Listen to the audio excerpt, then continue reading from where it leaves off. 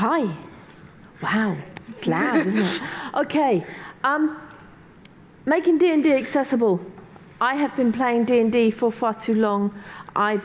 Who here remembers? Okay, in the room, who here actually plays D&D? Oh, good. Awesome! In my last session, I said, who here does D&D? And about 3 hands went up. So, who here remembers 2nd edition? Okay, you're old. So am I. So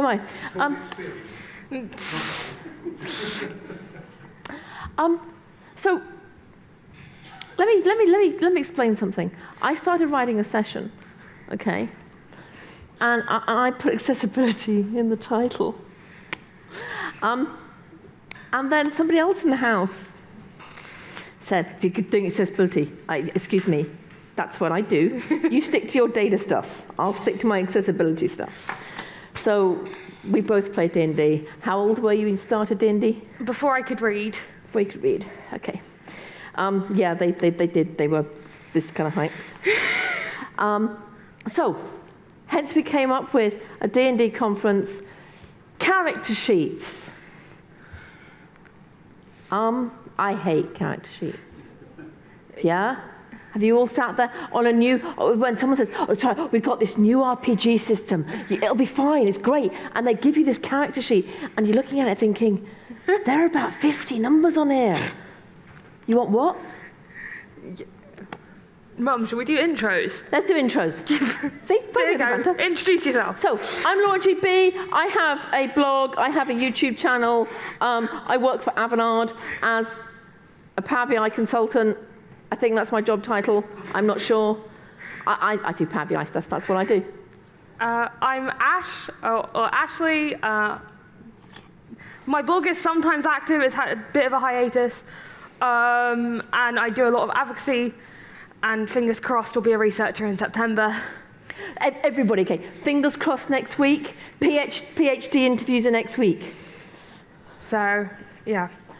Anyway, what are we doing? We're going to start by working out what accessibility is.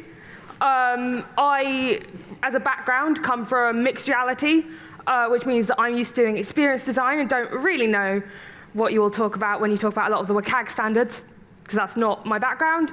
We're then going to take some of that experience storyboards, and I'm going to hand back over, and you're going to get some tech. And then we're going to, fingers crossed, roll some dice at the end. Or it's to roll some dice. So this requires some interaction, because this is the whole slide. What is accessibility? What ideas do people have when they hear that word? Yeah. Easy for everyone to use as possible. There we go. So for the recording, that was easy to use. What was it? Easy to use as. Easy for everyone to use. Yep. Making it so nobody's excluded. Nobody's excluded. Cool. Oh, that's. Anybody else? Irrespective of platform or technology or whatever, it doesn't matter what you're talking about. Platform agnostic. Thank you. Someone's got to do writing here. Somebody said they were going to do writing here. It's their fault. And anything else? It's just writing on a PowerPoint slide. It's really cool. Sorry. Making no assumptions about how you interact. Making no assumptions about how you interact with the system.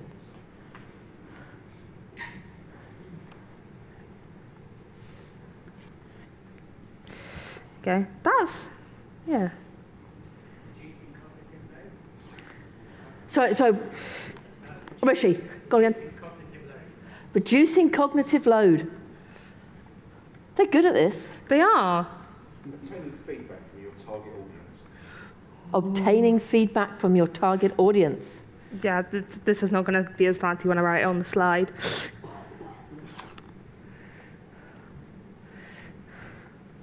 Yeah? That's a pretty good overview. Accessibility, the thing behind most of this is it's trying to make it that your thing you make works for everyone, anyone. It doesn't really matter who they are. Which does bring me on to this question. I'll wait that you didn't do this right, Mum. Can anyone guess what the really big word that's about to appear on this slide is? Dragons. Everyone, there we go. Including dragons. Accessibility is not just for disabled people. It's not just for that target group that you haven't quite worked out what they do yet. It is for anyone and everyone. Making something better makes it better for a whole community. Dropped curbs. Dropped curbs are kind of useful. They were designed for wheelchairs, not for the rest of us who probably still use them. So it doesn't matter who you think it's designed for, it should be, and you should consider it as for everyone. So I'm going to look at some storyboards. You can go away again, Mum. Okay, I know I'm not needed. Storyboarding is a way of looking at user experience. It takes you out of the technology and looks at the people. I need to ask, this is a piece of coursework from my university, and it was designing a VR experience. But if you notice, I start before the headset appears, and I finish when the headset goes back in a box. Because your user experience starts from the second that someone thinks they want it, through to the moment that they've stopped wanting it. That whole journey you need to make accessible. It's not just about making your data look nice. It's not just about that beautiful dashboard. It's about getting people to that dashboard and getting the information out they want through to applying that information in their work. Because if you can't do that whole journey, your thing is not accessible. So we've got to work out what currently happens with D&D. I have some notes. I'm going to try and do some little diagrams to show you how quick it is to do one of these storyboards. I'm going to do it on the slide. If I run out of room, I have a backup. So normally when you start doing D&D, how big is it? Okay, it's quite big. You find some friends, okay? Some little stick figures, and you all get together, and you say, we want to play D&D. And then you probably look at some kind of calendar. Yeah, that's vaguely calendar shaped. Put some dates in, and good luck finding a date to play D&D. This is where most D&D groups fail, is they don't actually get to the point where they meet. You then have to find somebody who is willing, this is going to hopefully look like a GM screen, to sit behind the GM screen and run your game. So you have to convince one of your friends now. Again, D&D is falling down at this point. These are all accessibility challenges that we have to get over. Don't worry, you'll get to the one where you're like, Power BI resolves this in a minute. Yeah. Finally, you might meet up round a table. You find a table, there you go, that's a rough table. There's some chairs, and you're finally all meeting. Maybe put a person there. There you go, we have a person. And you're finally meeting. And now you have to do the really scary thing of working out what character you're playing. If you ever opened up a D&D book, there's hundreds of options. What do you want? What do you need? That is the point where we start getting information overload. There's a lot of cognitive processing that needs to go through just to make your character. But you get through it. Normally with help from GMs, because they normally have slightly more experience, or the internet. The internet gives you some wonderful resources at this point. Then your characters meet in a pub. And if you notice, I stopped talking about the players, because now the people are not the core of the experience. The characters become the core of the experience. So your characters are meeting in a pub. All the good D&D games start in a pub. And as you leave the pub, and I did not load this bit properly, so I'm going to have to draw it. And as you leave the pub, you're going to go fight. You always go fight something. I'm going to see if I can draw a beholder. It's not going to work. But we're going to try. Oh, that is my phone. There you go. Oh. Right, there you go. You now have to go fight a beholder. And this is the point when a lot of players get really intimidated. What am I going to do on my turn? What dice do I even touch to start with? it's at that moment that that big, scary character sheet that you had to deal with back in step 4, you now have to use again. And there's so much information. Hoping, hell yeah, it looks like this. This is the amount of information you get presented with. Where's your spell sheet? Well, yeah, that's also a good question. That's not got a spell sheet on it yet. This is a cut down one. There's normally more information than this. But this is where I ask you for some input again. What problems, I can go back to that little storyboard I did for you. What problems did we see throughout that process? What things do you think are the biggest hurdles that we need to get over and we need to reduce? Yeah, Well, sorry, what that was dyscalculia. Dyscalculia. There's a Y in there somewhere. High cognitive learning. Load. Sorry. Decision paralysis. Decision paralysis. I like it. Are you doing me to slow down? No, I don't know how to spell decision, but that's fine. Spelling is an optional extra. Complex instructions. Complex instructions. Cool. That's not instructions, that's just the information. Just filling in thing. This actually is a character the character that I'm playing at the moment, Tia. Her character sheet is 6 pages long, and she's only level 5, I think. 4, which Yeah, is level 5 now, so that's an old one. Yeah. Any other big problems we noticed? I think you've got most of them. Basically, you're given a lot of information very quickly. And we need to pare that down. So what I'm going to do, I'm going to go back and I'm going to... Come. Comment online said that decision paralysis sounds like a spell. It does! It does! I think that comes under confusion. Yeah. Right. I'm gonna go back a slide. So this is what currently happens. Pretend that I've managed to duplicate this slide because I didn't. What steps? If you remember, I can talk you through these steps again. But what steps would you change? What bits are you like? Actually, I think we could simplify this.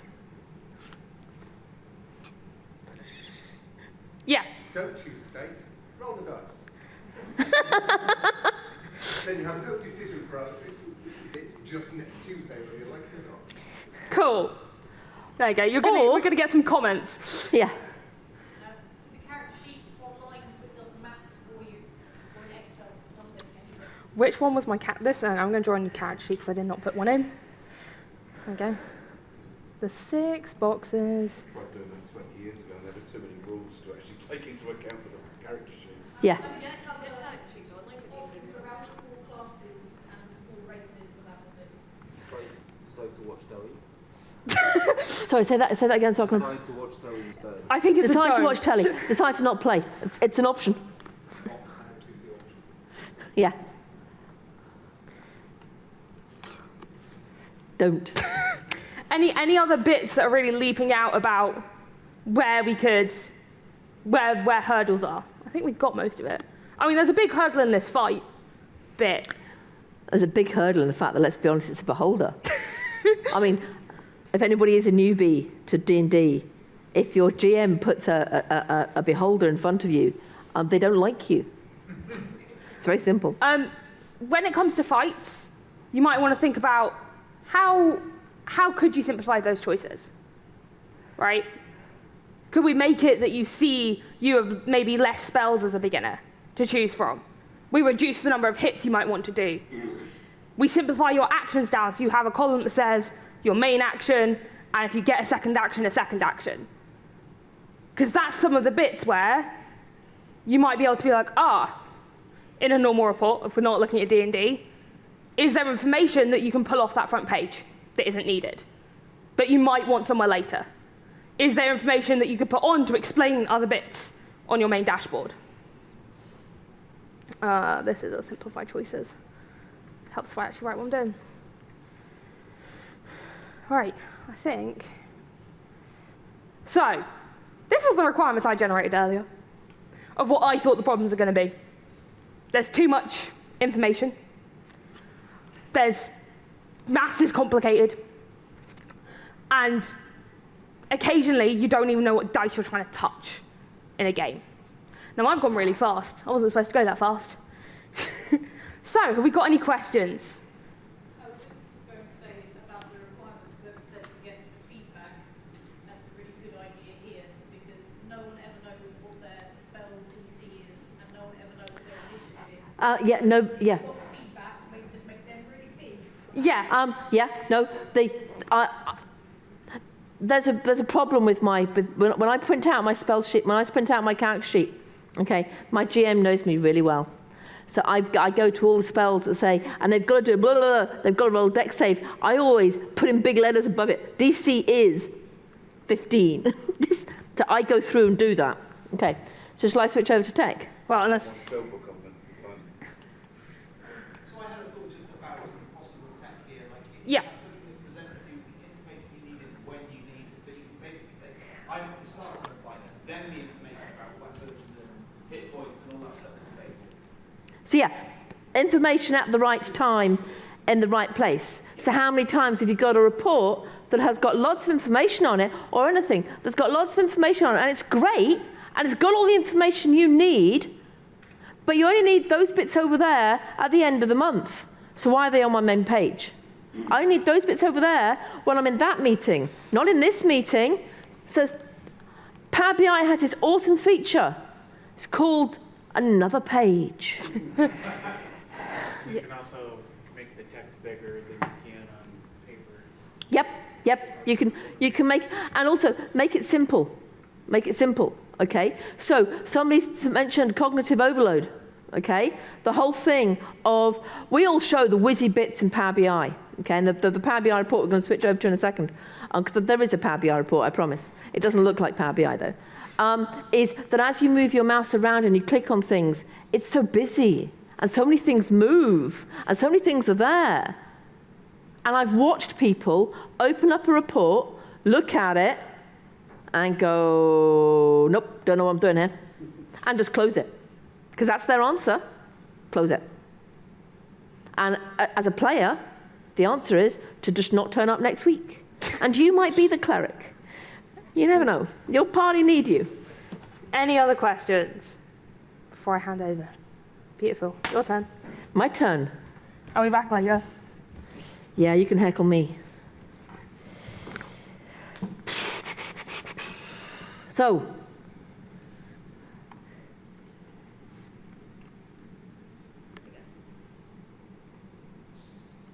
one of the things, okay, that was mentioned is find it easier to go and find your reports. Go and find it easier to go and find the information that you need at the time. Okay? So the suggestion of the character sheets being online to do some of the maths, also actually character sheets being online is great. How many times have you lost a character sheet? Been there, done that, thank you. And yeah, they made me play as a level 1 that week. It wasn't fun. Your tech's in the way, child. Sorry. So, I've built some of it already. Okay, so we've got we've got Tia, my druid. Okay, and there we are. We've given her it's a reasonably simple one. My GM's always asking for my AC, so I've put that in a big number, and they're also asking for my passive perception. Although I have no idea why he ever asks me that, because my druid never spots anything. And then this list of skills down the side here. Understanding how your character works is worth knowing how the skills are based. So up here, I've even told people to click, instructions. How many reports do you have where if you'd known you could click on that button, it would have been great, but nobody told you could click on it? So I can go and click, look, Wiz is my biggest number. So if I click on there, they're all the skills that Tia supposedly is good at. She is sometimes. And you can see all the things that actually she is completely useless at. Oh no, we need to go, yeah, there we are. Charisma. She is not very good at these things. She couldn't intimidate a flower. She's a druid, I suppose. But so I can work my way around that. I can work out where it's meant to be and what I'm meant to be doing, okay? And I have worked out, by the way, playing with this, I've worked out that reset button's in the wrong place because I never remember where it is. But that is important, okay? One of the really important things to do here is to sit next to somebody who's using what you're using and work out where they struggle. Yeah, get that feedback. Sometimes that feedback, though, is you going and spending some time with them. They're not going to fill in a form. They're not going to tell you, oh, I always get that wrong. Okay? So I'm assuming Power BI people in the room, yeah? So, slicers. I haven't got any slicers in here. That's too complicated for this report. Slicers. You know they've moved that slicer thing from it used to be on the little drop-down arrow, and now it's on the format pane? How many times do you go to that drop-down arrow? And it's driving me nuts.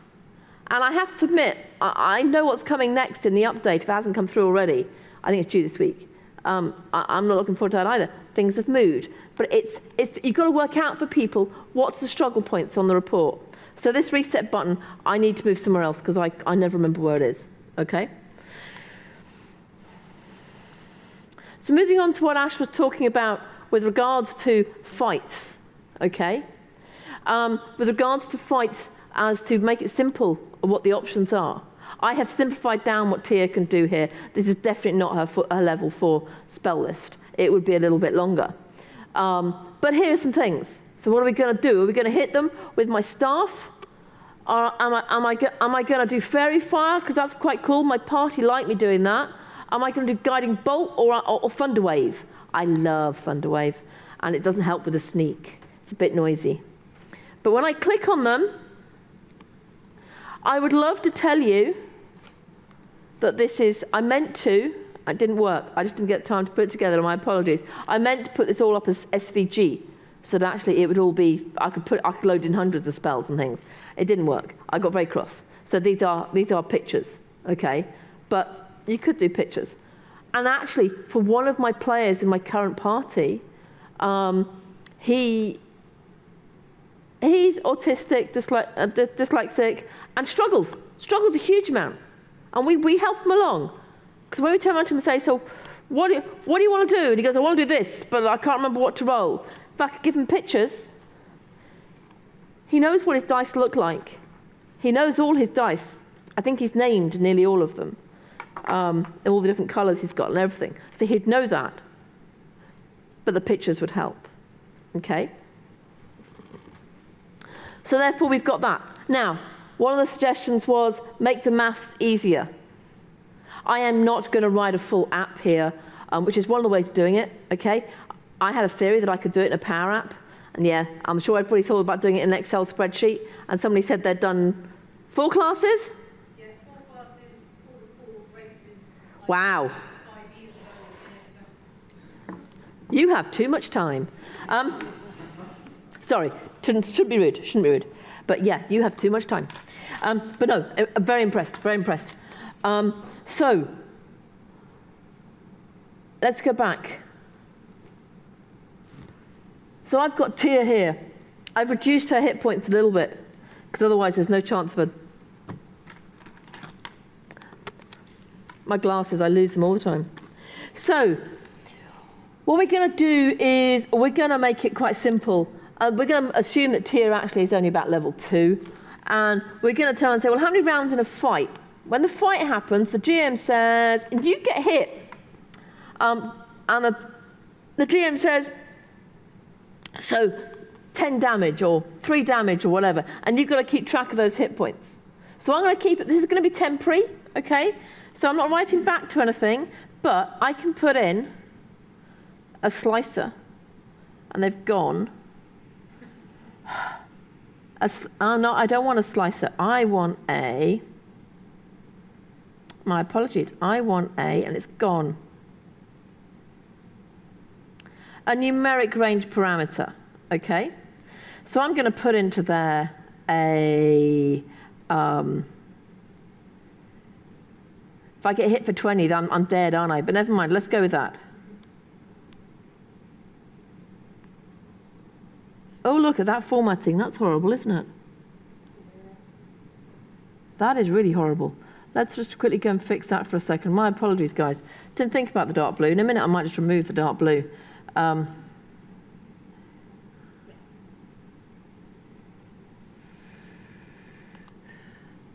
Is there a number in there? Yeah, there's a number in there. Okay. You want it bigger? Yeah. You're fussy. I'm sorry. That didn't do it. That did it. There we go. Thank you. Okay.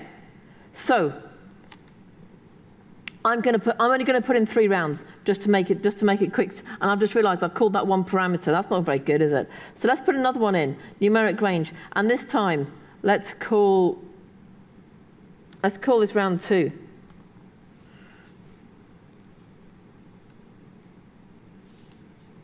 Round one's called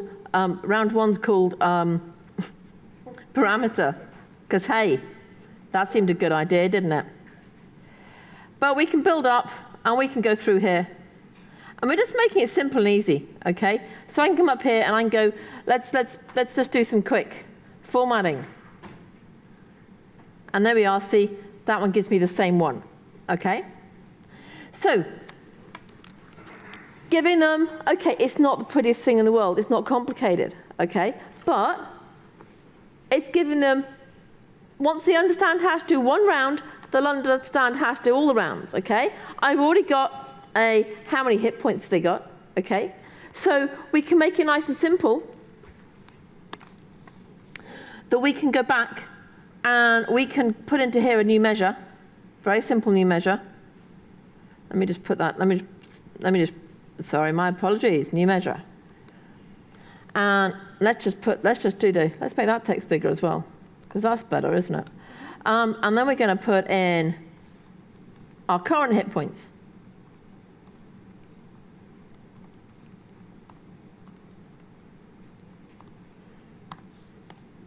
So that's going to just be really simple. Our max hit points, the measure, minus, and one of the nice things about parameters that you get here, let me do that there. You get a parameter value, and I get a round 2 value, so I can do my parameter value. Now this is really, really simple, and I understand it is incredibly basic, okay? But some of the time, that is all that is needed, okay? And for the guy in my session, actually, he would be quite happy with this, okay? It'd stop him having to worry about the sums. And I can then I'm going to put in a gauge that's going to show me my current hit points is going to be my value, and my max value is going to be my max hit points. Okay, so at the moment, and I'm going to go in there and I'm just going to quickly put in some colors because, hey, we might not be talking whack-ag in this session, but we should at least have some colors that are readable, okay, for everybody, because, hey, accessibility is for everybody. If I keep changing them all to white, eventually that 16 will become white, okay?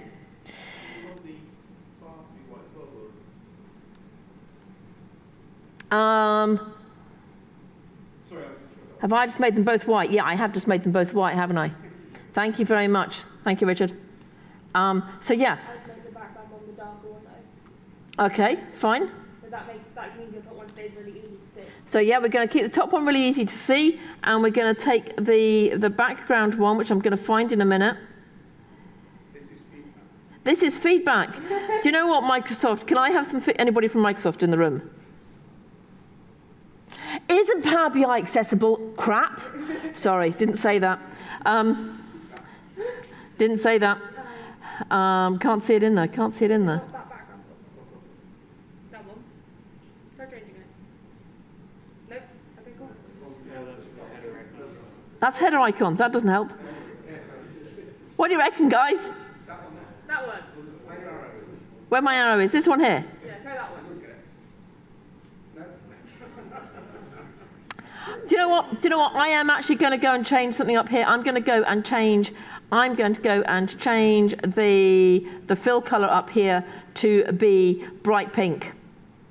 There we go, that will do. It shows up compared to the other ones.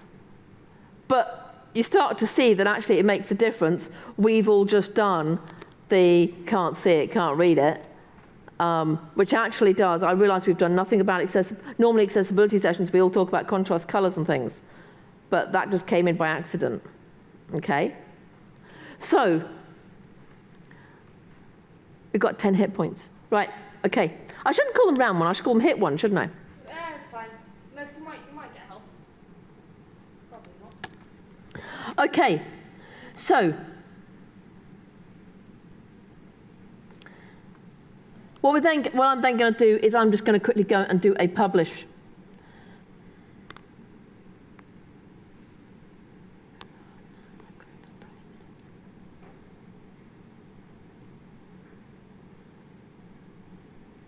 Actually, no, I'm going to do one more thing. One more thing. Got time. I can do it. So,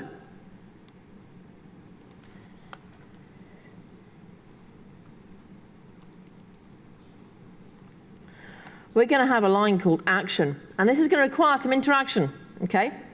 So, I'm going to use my favorite trick on switch. We'll make it a true. So,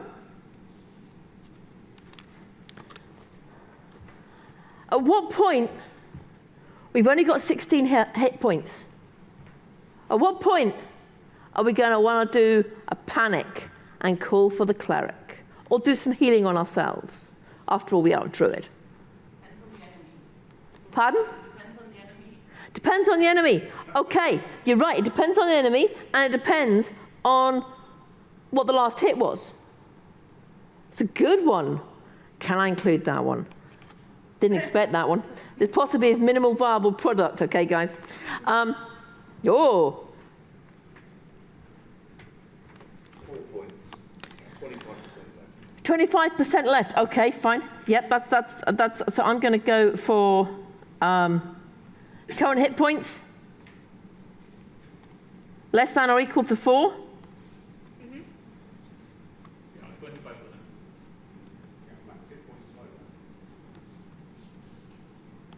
Call for healing. Yeah? Can you do it so that if you lose more than like 30% of your total hit points in a round, like something's hit you once really badly? So if I was doing this as an app, okay, and said, so I actually was writing back and I was writing a transaction for every hit, then you could do average hits this fight, because then that would include all the players. Because actually, do you know what? You might not have got a hit last round, but somebody else might have got a hit last round, and they got hit for 24 hit points. It's possibly time to run. So maybe we're going to go for parameter 1 value. It's greater than 10. Yeah? And we're going to go for a run, because hey. Do you want to put an exclamation mark on that run? We could put an exclamation mark in there. Quickly. I'm keeping it short and sweet. There's a reason for this, guys. So I'm going to go, if in the first hit that it's bigger than 10, you're in the wrong fight, guys. Time to go home. Okay? And we're trying to make it quite simple. So, and I'm going to put the last one as fight.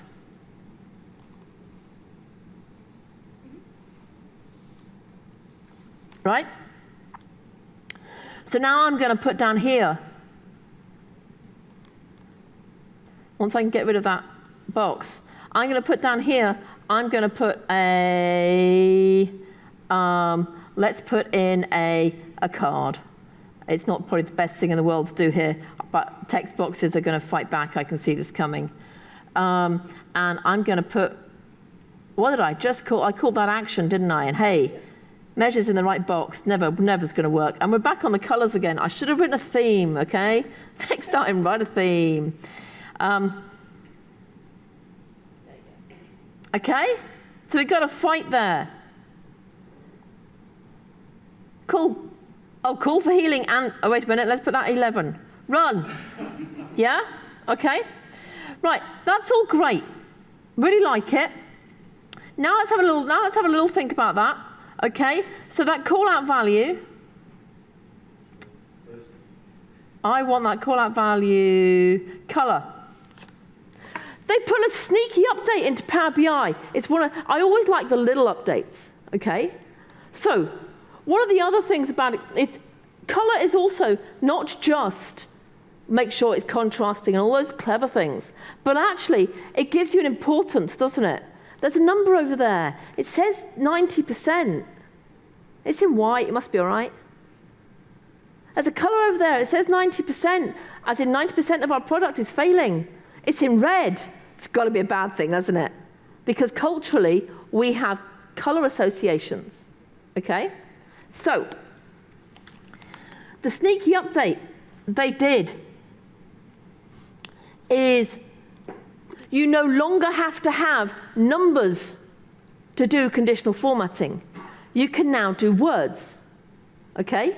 And if you've never done conditional formatting, you'll go, I don't understand the problem. For those of you that have done conditional formatting, it was a proverbial. Put swear word in there.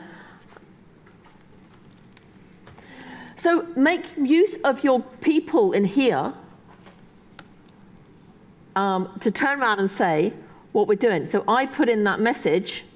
So if it says fight, do you know what? We'll keep the text white. A new rule. If it says run with the exclamation mark, we're going to put, it's going to show me a number in a minute. So I was trying to work out which number you were going to show me. It's going to be a red. Go for a lighter one. Go for a lighter one because, hey, it's not going to show up against the black. And then we're going to add a new rule. And then we're going to go for, I want a rule that says is anything else. But that doesn't exist yet. What did we put in the last one? Call for healing. Oh, wait a minute. Can I see what else is in here? Okay. Starts with. Contains. There we go. Contains heal. Yeah? And do we have a, does everybody else think that healing? Exact match, that one. Does it want to say healing? Contains heal will do. Because it contains heal. It's an exact match. Is it case sensitive? I just thought, so I looked at it on It's that not way. It's not case sensitive. Oh, awesome. Thank you. What colour are healing potions? Sorry, I was also going to ask, if you want it to be a capsule, can you use wild cards in that? So Can we use wildcards in that? I don't know. Use is not anything as a capsule. You know it's got Use is not empty as a catch-all. An awesome idea. I like that. you know it must have a value or another because of this construction of your switch. Yeah. It's not empty. There are no possible Then, no what? value. And I am in my game. All healing potions are bright green, and they smell minty. And all the pharmacies in Europe have a big green cross. It's a nice association. It's not empty. You'll catch everything at the end. Nice one. So, Except it didn't. Not in the right order. not in the right order. I always get confused by these things. That one was. They are in the wrong order. There you go. Yeah, they're in the wrong order. They always are in my head in that one. But I can go to 11, Yeah. and there you are. It kind of comes up in a pale pink, which perhaps doesn't highlight the thing that it should. But that's fine. And then we can have round 2 where you get hit again because you didn't run because you're daft and you've died. Start doing death saves, but you're now on call for healing. So there's a whole thing in there of giving out a message. Okay? Understand what people will read by what you've put in front of them. Okay? I have a friend who is very, very good at these kind of things, of doing messages, and she does a whole lot of marketing stuff. And I said to her, I showed her a Power BI report from another place. I deliberately made sure she couldn't tell which client it was. Previous workplace I worked, just making sure everybody's aware that it wasn't anybody. I didn't give away any information. I just showed her a kind of rough thing, and she went, oh my goodness. What was I meant to do with that report? And I said, I don't know. She went, a report should do one simple thing. And I think this is true of everything. It should give you information and let you know what you need to do. Okay? Doesn't necessarily call for healing, but if your report is all green, or ticks, or whatever you put, then you don't need to do anything. If it's warnings, then you need to do something. But it's giving that message, really simple. So whoever mentioned the cognitive input, okay? So, you're going to GM. I also would put in a button in here that does a reset that takes you back to full hit points. We didn't do that. You didn't do that, no. Right, there was one last bit, if you remember the objective slide, right at the start. Was that? Yeah, there's one last bit. Let's roll some dice. Roll some dice. Just to prove that it actually works, do you want to go back to do you want to publish this? Oh, So could it do, actually couldn't I? works. Could do. Always have a co-speaker who bosses you around. It's another thing to do. I did promise somebody there'd be banter, didn't I? Yeah, apparently. It was in the thing. Right. The other thing I need to say, just while you talk, Ash, I'm just going to... Because we finally have made it to fighting that beholder. Okay. We finally made it to fighting that beholder. You've now got to a point where the information you're looking at is less. It's simpler. There's less maths involved, right? Accessibility is about making it easier to do the thing you want to do. Sometimes that thing is making sure your color contrast is high enough, and sometimes it's have less information on the page. I'm just quickly updating the app, because I forgot that bit as well. Okay. So, in a minute, we're going to get people to roll dice. Yeah, we've got a participant. We've got an audience that's participative. Who's going to come and roll some dice? We're going to get some of you to come up and roll some dice. And we're going to try and kill a beholder. Because let's be honest, I curse dice. You do curse dice. We're going to try and defeat a beholder in 2 rounds, because that's as many hit points as we can do. I can make things up. Yeah. I was hoping you were going to do the beholder. I'll look after people. Right. Do I have a volunteer to come be our hero? Do you want to come be our hero? Come be our hero.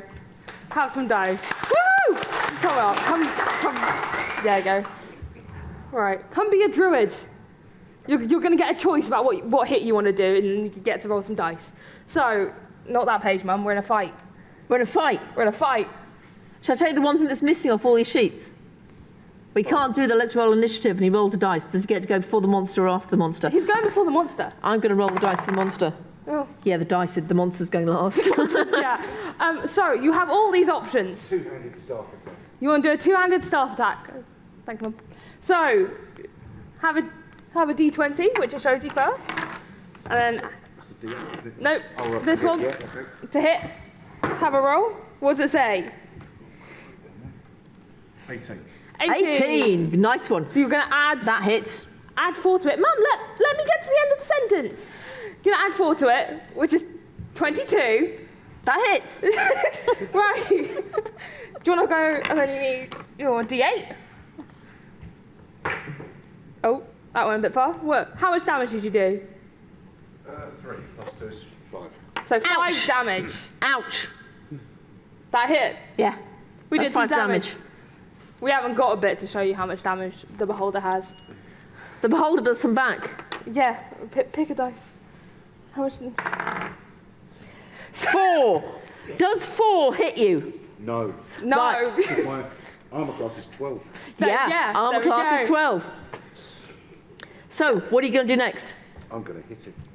Go on then. Do you want to do the same attack, or do you want to do something different? Let's try Thunder Wave. We Thunder like... Wave. No, it's a beholder, it's floating, isn't it? Well, you're right. Thunder Wave wouldn't quite work. You're right. How about Guiding Bolt? I'll do Guiding Bolt. There you go. Oh! 11. 11. What's your... Plus 7, so it's 18.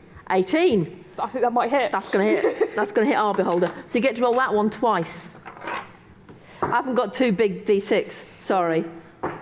As it is, I stole my 4. husband's dice. That's 4 damage. Is our beholder Ouch. dead? Well, do you know what? The beholder's looked at his character sheet and gone, I'm below 10. I'm running. So the beholder heads for the hills. By the way, please, yeah. Kill the beholder. For any GMs out there, you'll know full well a beholder. Slightly more hit points. Slightly more. No, it was a baby one. It was a baby beholder. A baby beholder. Mine only also had like 3 eyes, so you know. I think we're into, is there any questions? Come on, don't be quiet on me now. You must have at least one question.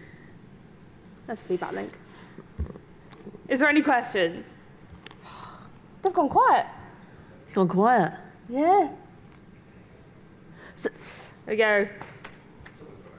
How much of the accessibility design of an interface report, whatever else, do you do through your own experience, knowledge, skill, judgment, and how much of it do you do based on user requirements, user input? So, a little bit of both. Oh, I can try. It was how much when I'm building things, how much do I do off user requirements and how much do I do off my own experience? There you go. And it's a bit of both. I mostly work in VR, so we don't have WCAG standards. That's why I do it through user experience. For anyone building reports, I highly recommend you start with the WCAG standards and work from there if you're trying to work out what accessibility features you need. But also, I use what are they called? Storyboards, that's it. I use storyboards to work out my user requirements. Because I can sit down, and you saw me build it today, of like, I just draw it out, rough pictures, so we vaguely remember what the steps we agreed were, and then I sit down and go, okay, where are the problems? And either that's a brand new system we're building, so it's either brand new, like these are steps that we've never done before, or I get them to walk me through their current process and have the actual steps people are actually doing and go, right, where's it breaking? But that's purely because I look at accessibility as the breaking point between that user experience and what should be happening. You will have a step up. So my experience comes into the questions I ask, but I use what my users and my participants want to form what I do and what I focus on first. There is no point in building a report for a person that doesn't exist. Your users tell you what exists. Still keeps those minimum accessibility WCAG standards that I've not mentioned because it's not my world. But going for the WCAG standards, I don't know the WCAG standards. I'm not the accessibility person. That is definitely Ash. But I would turn around and say, does the WCAG standards cover the comments you came up with about that report? Some of it. Excuse my ignorance, but what's WCAG standard? So WCAG is the Web Accessibility Something Guidelines. WC, Web Content Accessibility Guidelines, WCAG. They are the standard guidelines for every single web page on the internet that are encouraged to follow. We're on currently WCAG 2.2, but if you literally just type WCAG, you'll get a list of guidelines about how to build things. They're not quite there for data visualization, but there is a set for app building, and a lot of those are still applicable. So those tell you what your contrast of colors should look like, how big your words should be, some other Alt things. text about pictures, all those kind of things. What you should do about pictures that don't have time, except don't have things in there at all. Those kind of things. They give you guidelines, and you need to make it move from not being something that is just a tick box and gets done right at the end. We talked about the storyboard of the actual app at the beginning, or the thing you're doing at the beginning, is where you need to bring it in. Yeah, did that make sense? Yeah, perfect, thank you. Great. Any other questions? Yes? If you build things based on your current set of users' requirements, how do you take into account future users who weren't there to have? So that was Keep it short. if you ask if you build it on your current set of users, how do you accommodate future users? That's why I would say start with the baseline, and you will have users that you don't pick up in user requirement making. But building for people you've currently got means that you'll make a better product for them. And sometimes you have to think about hypothetical. Sometimes you have to include some of the users that you don't actively have. But if you start for the users you do have, that makes your product better for people currently using it. And accessibility you're never going to be perfect. You're never going to be 100%. You might have to come back to that thing later and go, OK, I need to adjust this. The standards also update every 6 months to a year. And also, you cannot cover for everybody. No. Accept that you can't cover for everybody. But we are at time. I'm going to behave and not talk over. Laura Do some Nash. feedback, please. Thank you very much.